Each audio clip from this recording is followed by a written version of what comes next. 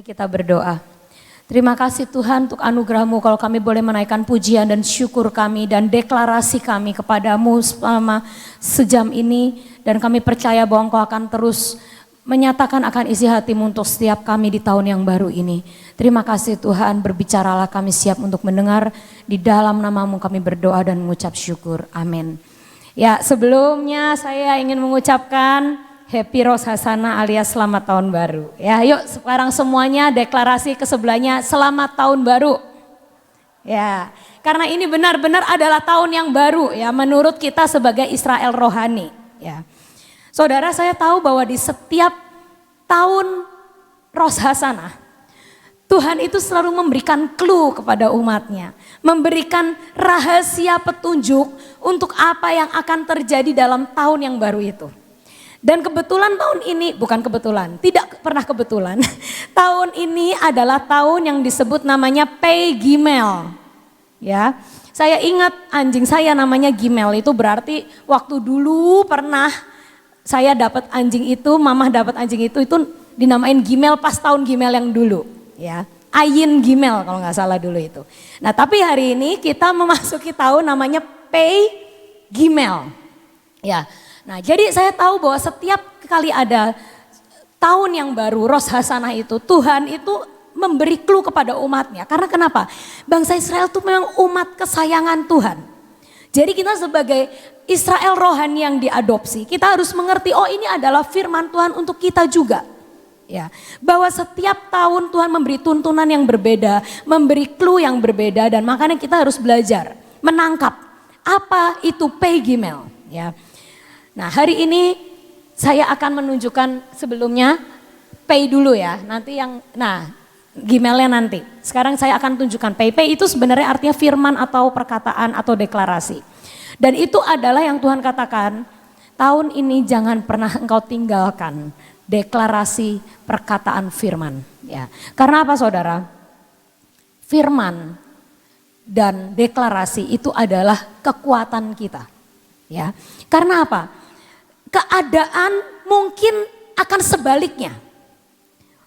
Tuhan berkata dan dunia berkata, gak cuma Tuhan yang berkata, ahli ekonomi dunia semua ini saat ini sama-sama mengeluarkan satu suara.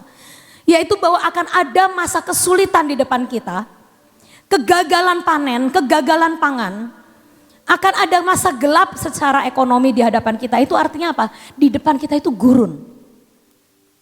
Sepertinya bukan padang buah-buahan.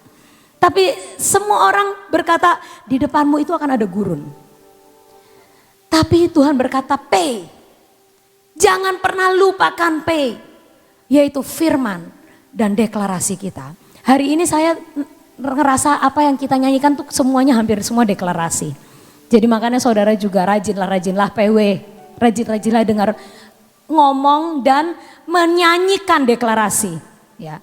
Jangan nyanyi lagu sedih. Malangnya nasibku gitu, bagaimana nasibku, jangan gitu-gitu saudara. Ya, karena memang keadaan nanti mungkin gak lebih baik dari sekarang. Tapi satu perkara kita akan berkata, aku punya Tuhan yang besar, yang telah berjanji dan sanggup menggenapi, itu jenis lagu yang harus kita nyanyikan. Ya, goodness of God, setiap hari aku merasakan goodness of God. Ya, bangun tidur, ya berkata, I will sing the goodness of God. Itu jenis-jenis deklarasi yang harus kita nyanyikan dan keluar dari mulut kita sepanjang tahun ini, yang baru ini. Karena apa? Mungkin keadaan akan menuntun kita melewati gurun. Tapi Tuhan berkata, deklarasi, firman itu menguatkan kita dan menguatkan jiwa kita yang letih. Ya, saudara tahu nggak kalau misalnya kita lagi letih? Terus saudara deklarasi itu langsung naik powernya. Karena apa? Kita ngasih tahu jiwa kita, hey, kamu masih punya Tuhan. Kamu gak sendirian. Kamu masih punya backup yang sangat kuat. Nah itu. Tapi kalau kita ngikutin dan mendeklarasikan keadaan yang sesungguhnya, kenyataan hidup, kita akan lelah. Tuhan berkata, Pei tetap harus diperkatakan. Firman, deklarasi. Itu harus menjadi kekuatan ya. Nah yang kedua itu Gimel, boleh gambarnya ditayangkan. Saya senang menemukan gambar ini di internet. Gimel itu artinya camel atau unta, ya. Karena tulisan Yahudi itu mirip tulisan Cina, karena anak saya itu sekarang kan belajar Mandarin ya di sekolah. Jadi papanya suka ngasih tahu nih kalau tulisan gini itu artinya ini laki, perempuan. Itu ternyata mereka tuh tulisannya itu melambangkan suatu simbol seperti kehidupan sehari-hari. Nah, Gimel ini, perkataan Gimel ini gambarnya seperti unta. Ya. Unta itu melambangkan apa? Tuhan berkata kamu harus kayak unta tahun ini. Kenapa? Unta itu adalah binatang. Satu, dia memiliki kemampuan untuk berjalan jauh. Melewati gurun. Dan tidak menjadi kehausan. Saudara menangkap? Ya, karena Tuhan berkata memang keadaan di depan kamu maybe itu semua akan menjadi suatu gurun. Bukan cuman kita, dunia ini akan ngalamin gurun. Tapi kita harus menjadi seperti unta. Yaitu apa? Kita bisa melewati gurun. Walaupun gurunnya sama ada, gurunnya real. Tapi kita adalah umat kesayangan Tuhan yang bisa melewati gurun dan tidak menjadi haus, tidak menjadi lapar, tidak menjadi lelah dan bisa menanggung beban apapun yang ditaruh di pundaknya. Itulah unta dan itulah yang Tuhan mau untuk kita kerjakan. Ya. Unta itu, saudara, adalah satu-satunya binatang yang bisa bertahan lama di gurun. Ya. Dia seringnya di pundaknya itu nggak cuman kayak kuda, tuannya numpang di atasnya. Gak cuman tuannya yang numpang. Dia kadang dikasih beban. Bayangin waktu orang Majus bertemu dengan Tuhan Yesus, mereka bawa apa? Emas, kemenyan, dan mur. Ditaruh di mana itu? Di untanya. Jadi unta itu emang tugasnya berat. Dia harus melewati kepanasan dan kekeringan. Harus menanggung beban. Tapi dia itu tidak pernah saya mendengar unta mati di gurun, gak pernah. Dia cukup kuat untuk menanggung itu semua. Dan kita adalah umat yang dijanjikan Tuhan. Walaupun ada gurun, walaupun mungkin ada keadaan yang tidak enak. Tapi kita akan seperti unta-unta yang menanggung apapun yang Tuhan izinkan terjadi dalam hidup kita. Dan kita akan berjalan melaluinya. Dan kita akan sampai ke tujuan. Amin. Kita gak akan jadi umat yang mati di gurun. Kita gak akan jadi bangsa Israel yang gak nyampe Kanaan. Tapi kita akan menjadi umat yang sampai kepada tanah perjanjian. Amin. Nah, itu yang Tuhan janjikan. Lalu saya berkata, Tuhan gimana ya caranya untuk kita menjadi unta? Ya. Bagaimana caranya kita itu bisa menanggung tanpa mengeluh? Ya. Ada dua yang Tuhan ajarkan kepada saya. Unta itu tidak pernah mengeluh sama keadaan sekeliling, benar? Dan apapun yang dia taruh di punggungnya, dia bersyukur. Dia gak pernah ngomel. Aduh, kenapa sih Tuhan saya gak pengertian banget, ini udah panas, udah terik, udah susah. Jalan di pasir itu kan lebih susah juga daripada jalan di aspal ya kan, kalau di pasir kan berat. Kenapa sih kok saya dikasih beban? Unta kayaknya gak pernah kayak gitu. Dia bersyukur aja. Hatinya penuh dengan ucapan syukur. Saya punya Tuhan, saya dicukupi, saya hidupnya gak pernah berkekurangan. Saat menemukan oasis Tuhan saya pengertian, gak jalan terus. Ayo isi bensin dulu gitu kan. Kalau ada tempat minum, untanya disuruh minum, dikasih makan. Nah saudara, unta itu punya yang namanya gratitude kepada Tuhannya. Nah, kita sebagai anak-anak Tuhan sebenarnya bagaimana sih kuncinya melewati gurun? Manusia itu sebenarnya biasanya kurang bersyukur. Kalau bangsa Israel itu andaikan mereka bisa bersyukur aja melewati gurun, mereka akan sampai. Tapi mereka itu dasarnya selalu mengeluh dan melenguh ya. Kalau udah mengeluh, melenguh kan gitu kan. Ya. Nah, tapi kita ini adalah orang yang mau belajar kayak unta. Ya. Jadi tidak ada pengeluhan dalam hidup. Tapi yang ada adalah rasa syukur. Ya. Saya belajar rasa syukur dari anak saya Kean. Ya. Ceritanya suatu hari kita pergi ke Parakan. Sudah lama gak ke Parakan. Lalu di Parakan dia tuh senang. Kenapa? Karena omanya kan punya toko. Ya, jadi banyak cash, banyak uang cash di lacinya. Jadi tiap hari kerjaannya Kean datang ke toko minta uang. Terus pergi belanja ke Indomaret, Alfamart, pokoknya semua mart-mart didatengin sama dia. Wis pokoknya belanja nggak karu-karuan. Ya, apa aja dibeli, sosis lah, kiki lah, apalah. Nah, lalu berhari-hari itu terjadi 3 hari belanja pulang. Lalu suatu hari saat kita mau pulang, omanya datang, sini Kean.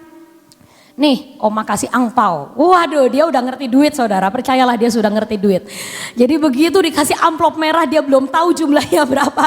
Tapi dia wah thank you oma gitu. Dia belum buka amplopnya. Tiba-tiba dia lari ke kamar. Ya.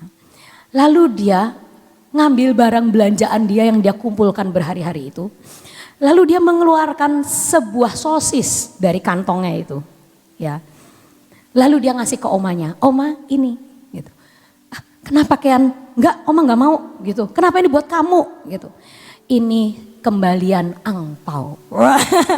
Dia anak kecil dikasih angpau bisa kepikiran ngembaliin loh saudara. Terus omanya, enggak mam, oma enggak mau. Enggak oma, ini kembaliannya, terima aja kata Kean gitu. Omanya berusaha masukin balik ke keranjangnya, enggak, buat oma, pokoknya sosis itu buat oma. Satu saudara cuma dikasihnya. Tapi omanya tuh ketawa, omanya seneng. Terus maksudnya apa toh kok angpau ada kembaliannya. Terus aku bilang, mah terima dulu ya. Akhirnya setelah Kean pergi, saya ngomong ke mertua saya, itu tuh namanya rasa terima kasih. Itu artinya dia seperti mengembalikan perpuluhan. Ucapan syukur. Karena sudah dikasih begitu banyak. Dan dia mau mengembalikan sesuatu, sebagian. Karena dia ngerasa aku udah dikasih terlalu banyak. Dan aku mau bersyukur sama omaku. Dan aku memberi supaya dia senang dan merasakan sedikit kesenanganku. Nah saudara, rasa syukur tuh seperti itu. Ya. Apakah waktu Kean ngasih sosis, dia bermotivasi, oma tak kasih sosis satu, barangkali angpaunya yang nanti dijadiin jadi ketiau. Wah, apakah Kean berpikir seperti itu, memancing omanya dengan sosis? Enggak. Dia ngasih sosis karena dia bersyukur. Karena berterima kasih, oma udah ngasih too much, aku pesta pora, aku bersuka cita. Berhari-hari datang dari satu mart ke mart yang lain. Dikasih angpau lagi, aduh baik banget. Misalnya gitu, aku mau ngasih terima kasihku. Dia nggak ngasih sosis untuk memancing biar dapat lebih banyak, enggak. Tapi dia bersyukur. Nah Tuhan itu ngajarin saya dari peristiwa ini saudara. Seringkali kehidupan orang Kristen itu selalu ngitung untung rugi sama Tuhan. Ketika kita ngasih sedikit, tapi kita udah anggapnya banyak. Ya, ngasihnya padahal sedikit ke Tuhan, tapi kita udah anggap berjasa kita itu. Ya. Tapi kita ngomong terus kalau misalnya udah ngasih ke Tuhan, ngerasa berjasa. Lalu kalau nggak dikasih sama Tuhan lebih ngamuk. Bangsa Israel udah dikasih mana, masih ingat-ingat Mesir. Udah dikasih yang baik sama Tuhan, udah dikasih too much. Udah dikasih mujizat yang terlalu banyak. Tapi nggak bisa tuh. Dari hatinya keluar gratitude, rasa syukur, nggak bisa. Yang ada cuman pengeluhan. Dan sikap hati yang seperti itu tidak akan membawa kita ke tanah perjanjian. Tapi saat hati kita ini dipenuhi dengan rasa syukur, gratitude. Karena semua yang sudah Tuhan beri, too much, terlalu banyak, terlalu baik Tuhan itu. Itulah kekuatan kita melewati apapun keadaan yang Tuhan izinkan terjadi. Saya waktu itu pernah ngalamin saudara. Diajari Tuhan tentang gratitude. Waktu saya keguguran berkali-kali. Jadi waktu belum dapat anak pertama, saya itu keguguran 2 kali. Yang menyedihkan buat saya adalah kenyataan hidup. Kenapa? Waktu saya hamil, saudara saya di Australia juga hamil. Kita sama-sama hamil dan saudara saya itu sebenarnya mengalami vonis dokter yang mengerikan. Yaitu dokter berkata anakmu ini bakal cacat. mending digugurkan. Dan saudara tahu dokter Australia itu kan canggih kan harusnya kan. Jadi yang dokter katakan itu fakta. Tapi saudara saya berkata no, saya akan tetap melahirkan anak ini apapun keadaannya. Tuhan pasti jamin. Dan akhirnya anaknya lahir dengan selamat, dengan sehat, dengan cantik. Nah, waktu saya ngelihat saudara saya itu, saya juga ingin mengalami kayak dia. Dan saya percaya Tuhan, walaupun saya flek-flek gini, waktu itu saya flek. Aku percaya Engkau sanggup. Orang yang udah divonis sama dokter anaknya cacat aja bisa lahir dengan sempurna. Apalagi saya cuman flek-flek kayak gini, pasti bisa. Tapi kenyataannya saya keguguran 2 kali. Dan hal itu jujur seperti padang gurun buat saya. Saya ngerasa, kenapa ya ke orang lain kayaknya ditolong. Kenapa orang lain ngalamin kebun buah-buahan, kenapa saya gersang. Istilahnya gitu. Terus Tuhan suatu saat berkata, belum cukupkah engkau ada di ruang pestaku? Belum cukupkah engkau tiap hari engkau merasakan hidup di ruang pestaku? Sampai engkau tetap merasa kurang. Walaupun engkau sebenarnya berlebihan. Engkau tidak pernah kekurangan. Di situ saya nangis. Saya berkata, Tuhan ampuni aku. Dan sampai saat itu Tuhan memberi saya lirik lagu yang ukirkan aku di dalam tanganmu, menteraikanku di dalam hatimu. Bawalah aku ke ruang pestamu. Tuhan berkata, milikilah mentalitas ruang pesta. Unta ini walaupun dibawa ke gurun, dia tetap punya mentalitas ruang pesta di dalam hidupnya. Dia tetap penuh. Kenapa? Dia tahu dia tercukupi. Dia tahu dia baik-baik saja. Tuannya baik, Tuannya memeliharakan dia. Dan dia melewati gurun tanpa pengeluhan. Dan dia bersyukur, hatinya penuh dengan limpah dengan syukur. Dan Tuhan berkata, ayo jangan ngeluh tentang gurunnya. Jangan ngelihat keadaannya. Tapi Tuhan berkata, di sininya kamu harus puas. Di dalam sini loh, harus puas selalu akan kebaikan Tuhan. Itu adalah kekuatan kita untuk bisa menghadapi apapun yang mungkin Tuhan izinkan terjadi. Walaupun mungkin keadaannya baik maupun keadaannya kurang baik, tapi Tuhan tetap baik.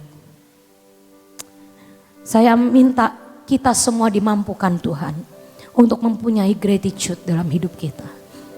Dan itu adalah kekuatan kita untuk sampai ke dalam tanah perjanjian. Yang kedua saudara, onta itu selalu punya cadangan di dalam dirinya. Ya, itu yang membuat sebenarnya unta sama kuda kalau ditaruh di gurun akan lebih kuat unta. Karena kuda gak punya cadangan minum. Tapi unta di dalamnya selalu mengisi air, ya kan?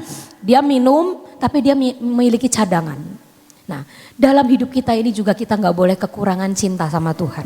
Ya. Terus dari hati kita harus mengalir cinta akan Tuhan. Kalau hubungan dengan Tuhan kita gak didasari dengan gratitude and love, kita akan gagal. Ya. Love itu adalah elemen kedua yang Tuhan katakan yang memampukan kita untuk bisa sampai ke tanah perjanjian. Kenapa love? Di dalam Alkitab dikatakan love, dalam kasih itu tidak ada ketakutan. Amin. Nah, itu yang harus kita miliki. Jangan kita melakukan apapun untuk Tuhan karena untung rugi, hitung-hitungan. Dan jangan juga kita melakukan apapun pengabdian kita kepada Tuhan karena berdasarkan rasa takut. Takut gak diberkatin, takut ditegur, takut gak dianggap orang, takut ini takut itu. Di dalam hidup kita ini banyak ketakutan. Karena apa? Kurang kasih. Karena di dalam kasih seharusnya tidak ada ketakutan. Tapi seringkali pengabdian kita pada Tuhan ini gak didasarkan pada kasih. Tapi kepada apa? Rasa takut. Nanti kalau aku gak pelayanan, aku gak diberkati. Nanti kalau aku bolos PW, tokoku sepi. Nanti kalau aku nggak nongol, Bu Nani udah tahu nih kafling saya tuh di sini. Pasti Bu Nani tahu kalau saya nggak datang. Nanti saya ditegur pemimpin. Nah, kalau pengikutan kita sama Tuhan cuman berdasarkan ketakutan, ditegur, ketakutan nggak diberkatin apa, itu juga akan melelahkan jiwa kita saat nanti kita di gurun. Ya. Tapi satu perkara. Karena cinta dan rasa syukur, kita akan bersama-sama melewati apapun yang akan ada di hadapan kita. Miliki gratitude, rasa syukur, miliki love, cinta akan Tuhan yang murni. Kita mengikut dia bukan karena efeknya apa buat saya. Untungnya apa buat saya. Kita ngikut dia bukan karena supaya orang respect sama aku. Supaya aku diberkatin, aku enggak. Kita mengasihi Tuhan dan mengikut Tuhan. Because for who he is, karena dialah segala-galanya. Dan itu akan membuat kita kuat. Berjalan dengan fondasi yang kuat. Apapun badai, apapun kekeringan, kalau fondasi kita kuat dalam mengikut Tuhan, kita gak akan tergoyahkan dan kita tidak akan binasa di padang gurun. Kita adalah orang-orang yang akan mewarisi tanah perjanjian. Amin. Tuhan memberkati. Saudara belajar dari unta ya. Dikatakan tahun ini adalah tahun Pegimel. Jadi kita belajar bagaimana unta itu gak pernah berontak gitu ya. Saudara lihat, unta itu kalau dia itu mau dinaikin beban, dia itu akan duduk ya. Saudara lihat nanti kalau di Google kehidupan unta ya, nanti saudara tahu. Dia duduk, dia rela, dia dikasih beban yang berat, dia rela. Kalau ada tuannya mau naik, dia nggak ngomong gini, ya aku memang tinggi seperti ini, kalau kamu mau naik saya ya kamu harus pakai tangga atau apa. Enggak, dia begitu duduk mempersilahkan tuannya untuk naik, dan sesudah itu dia berdiri lagi dan jalan. Saudara, sebenarnya itu yang Tuhan inginkan pada tahun ini. Tahun Pegimel itu setahun, nanti sampai September tahun 2023 ya. Seperti kita kalau tahun kan kita 5783, ini tahun Pegimel itu 5783 ya. Nah, kita nggak bahas nanti terlalu panjang tentang apa arti tahun 5783. Karena setiap tahun itu tadi dikatakan sama Sofi bahwa Tuhan itu sangat mengasihi bangsa Israel. Dan bangsa Israel itu banyak sekali yang namanya rabi-rabi ya. Rabi itu dapat dikatakan hampir sama dengan nabi-nabi juga. Jadi Tuhan tuh selalu memberikan clue yang dinamakan sinyal-sinyal ya. Ini bakal terjadi. Nah, saudara harus tahu bahwa tahun yang ke depan ini kita tetap tahu kita itu hidup pasti di padang gurun ya. Bukan hanya di Indonesia tapi di seluruh dunia juga. Tapi Tuhan sudah kasih tahu, tadi sudah diberitahukan, biarlah kita mempunyai persediaan air supaya di dalam perjalanan padang gurun ini kita tetap tidak kehausan ya, karena ada persediaan. Nah, persediaan yang di dalam unta ini bukan seperti kita kalau pergi-pergi bawa muk atau bawa tumbler ya, bukan. Tapi di dalamnya itu sudah ada sendiri di dalam dirinya unta itu. Saat dia disediain minum, itu dia sudah punya inisiatif sendiri. Dia nggak mau dihabisin, semuanya masih ada, dia punya persediaan. Sehingga pada saat dia berjalan, itu air itu sedikit demi sedikit dikeluarin lagi. Ya. Sehingga dia tetap berjalan di dalam padang gurun, tetap dia tidak kehausan. Nah, apa air itu? Gambaran air hidup. Apa air hidup itu? Yesus Kristus Tuhan. Siapa yang saat ini kita pegang? Yaitu firman Tuhan. Isi terus hidup kamu dengan firman Tuhan. Maka dalam masa kesukaran itu yang keluar tidak pengeluhan, tapi firman itu yang keluar. Firman itu yang keluar, yang memberi kekuatan dalam hidup saudara dan saya dalam masa kesukaran. Ya, kita berdoa saat ini. Bapa, kami mengucap syukur untuk firman-Mu. Kami mengucap syukur kalau hari ini Tuhan adalah hari di mana kemarin waktu sundown, waktu matahari terbenam sampai dengan matahari terbit, sampai dengan saat ini kami memasuki akan tahun baru secara rohani Tuhan, yaitu kami memasuki dan menjalani akan tahun yang dinamakan Pegimel. Terima kasih ya Tuhan, kalau Engkau membawa kami masuk dalam tahun yang baru, tapi Engkau sudah memberikan suatu sinyal-sinyal bahwa apapun yang terjadi, kami tetap akan dapat menjalaninya, karena setiap hari buat kami memasukkan firman-Mu dalam lumbung-lumbung hidup kami. Terima kasih untuk kasih setiamu. Bapak, saat ini kami datang di hadapan-Mu, kami tetap minta jiwa-jiwa Tuhan. Biarlah tuaian jiwa-jiwa tetap terjadi buat bangsa kami dan buat dunia ini. Kami minta anugerah-Mu turun Tuhan.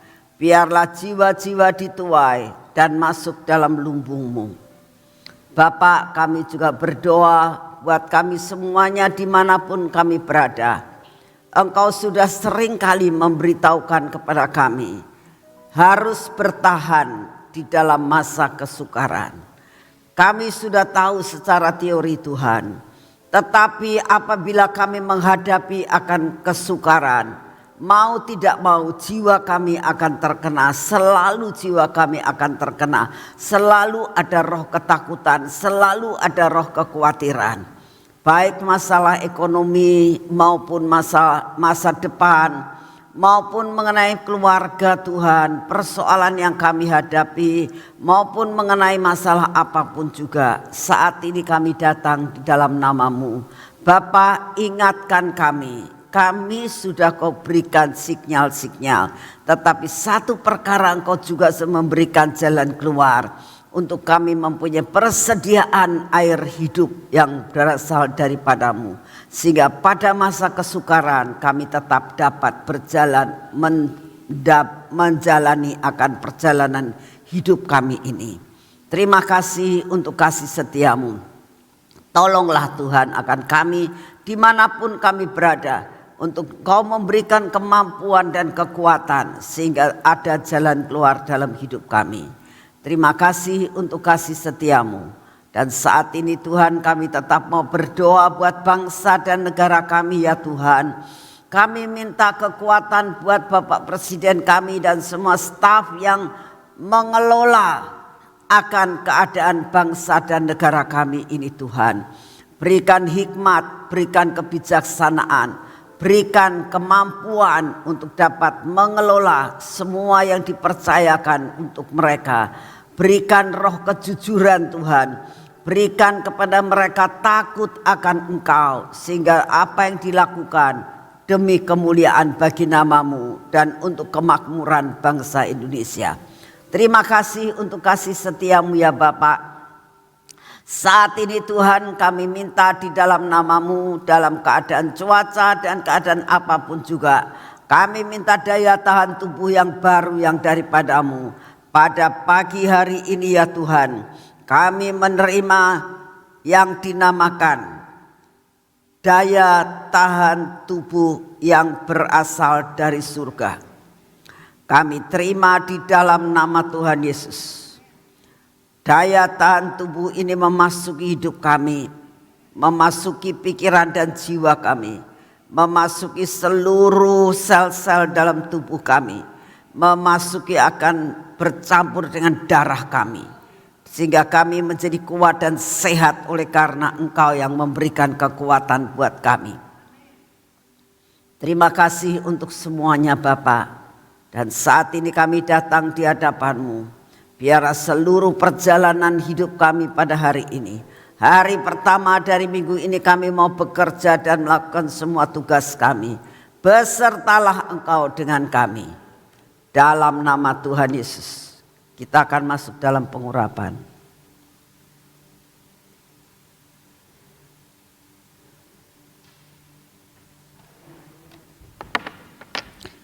Dalam nama Tuhan Yesus. Biarlah pengurapan ini memasuki akan hidup kami ya Tuhan. Pada mata kami, pada telinga kami, pada bibir mulut kami, pada hati kami Tuhan. Penuhi kami semua. Dan biar kami tahu bahwa hidup kami ada dalam selubung yang daripada-Mu. Segala yang tidak baik dalam hidup kami Engkau patahkan Tuhan. Bahkan Kau cabut dalam hidup kami ya Tuhan. Berkati tangan kami. Biarlah hari ini kami melakukan segala pekerjaan kami bersama dengan Engkau. Kami berjalan saat ini bersama dengan Engkau. Tuhan, biarlah Engkau memimpin langkah kami. Supaya kemanapun kami pergi, penyertaan-Mu sempurna atas hidup kami. Jangan bawa kami kepada pencobaan, melainkan lepaskan kami dari pencobaan. Terima kasih Bapa untuk pagi hari ini. Segala pujian, hormat dan syukur kami naikkan di hadapan-Mu. Kami juga bersyukur buat saudara-saudara kami yang keluar Pulau Jawa dan sudah kembali bersama-sama dengan kami. Terima kasih untuk kasih setia-Mu. Apa yang sudah ditabur tidak akan kembali dengan sia-sia. Segala puji, hormat dan syukur kami naikkan kepadamu. Di dalam nama Tuhan Yesus. Amin. Selamat pagi, Tuhan memberkati saudara semuanya.